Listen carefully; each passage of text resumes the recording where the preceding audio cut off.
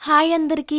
నేను మీ అండమాన్ అమ్మాయిని. సో, ఈరోజైతే నేను చేపల పులుసు అయితే చేస్తున్నానండి. చేపలని ఏంటంటే మనం మ్యారినేట్ చేసి ఫ్రై చేసి వండుతాం కదండీ! ఆ చేపల పులుసు వేరే టేస్ట్ వస్తది. పచ్చి చేపలని మ్యారినేట్ చేసి వండిన పులుసు అయితే అది వేరే టేస్ట్ వస్తదండి. కానీ ఈరోజైతే నేను పచ్చి చేపలని ఏంటంటే ఫ్రై చేయకుండా అలా పులుసు పెడదాం అనుకుంటున్నాను అనమాట.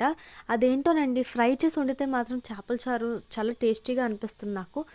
అండ్ ఫ్రై చేయకంటే అలా పచ్చి చేపలేసి వండితే మాత్రం టేస్ట్ ఎందుకు కొంచెం తక్కువైనట్లు నాకు ఫీల్ అవుతున్నాను నేను.